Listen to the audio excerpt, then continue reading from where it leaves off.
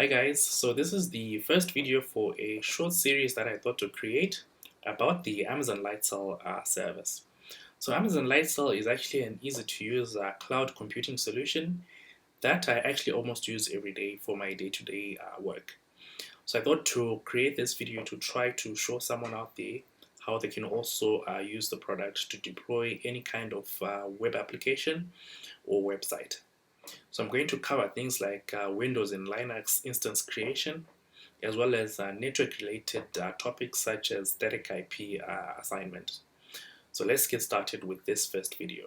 So I've signed into my Amazon Web Services account and then opened up the Lightsail service. So in this video, we're actually going to cover the process of creating an instance within the Lightsail service. So click on the Instances option on the left menu list and then click on the Create Instance button. So this should then allow you to access the instance creation wizard. So once the wizard opens up, the first thing you need to do is to select a region and an availability zone. So a region is basically where the instance is going to be geographically located, and an availability zone is the actual data center where the instance is going to be running. So I'm going to choose Virginia, which is actually located in the US, and then I'm going to select zone A, which is the actual data center.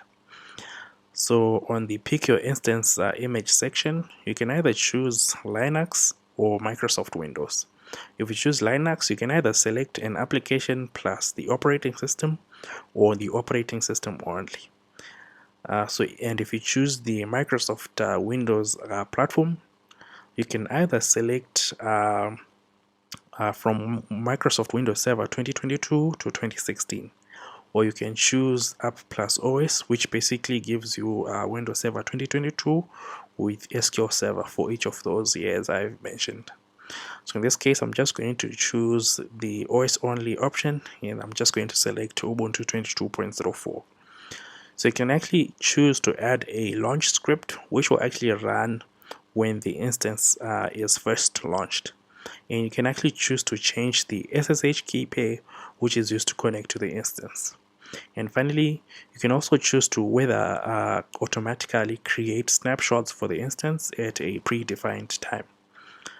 So I'm just going to choose the options relevant to me and then proceed to the instance plan section. In this section, you need to select the network type. So you can either choose dual stack, which would give you an instance with a public IPv4 and a public IPv6 address. Or you can select IPv6 only, which would give you an instance with a public IPv6 address only.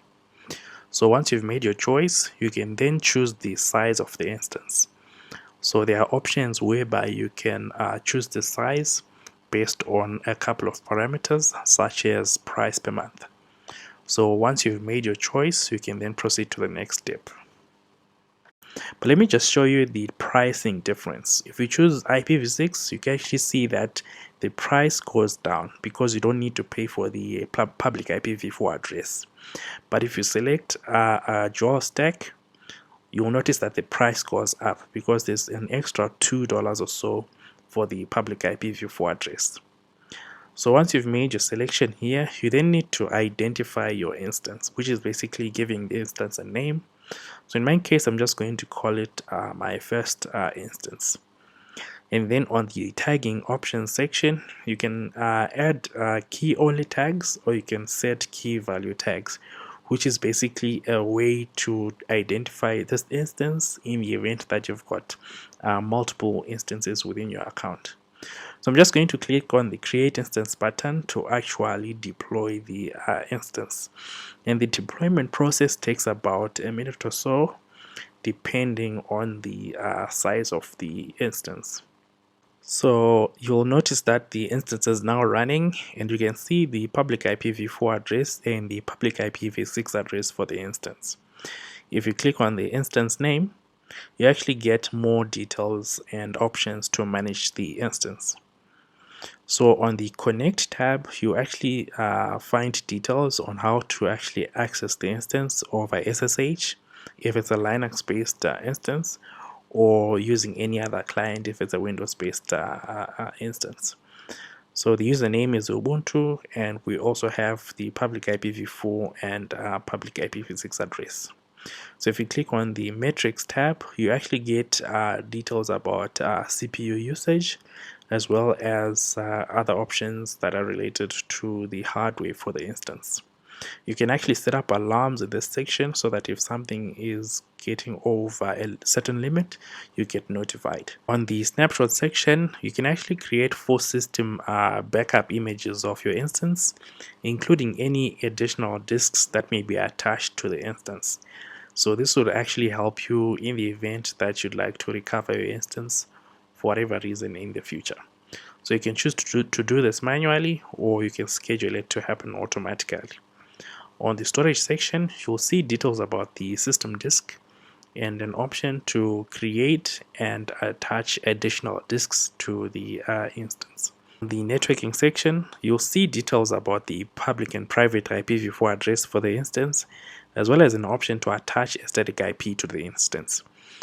You also have an IPv4 file section for opening and closing specific network ports, as well as an IPv6 section with an IPv6 file section similar to the above. You also have a domains tab where you can register a domain name that you can actually attach to the IP address for the instance, and a tag section for adding any additional tags that you'd like to have on the instance. So you can have key only tags or key value tags. And finally, you also have a history section that shows the entire history for the instance, basically what actions were performed on the instance, which would help you for any audit related requirements. So that's been it. That's a quick look at how to create instances within the Amazon Lightsail service. Please consider to like and subscribe to the channel, and please also share this video with your peers, colleagues, and friends. I hope this tutorial has been informative, and I'd like to thank you for viewing.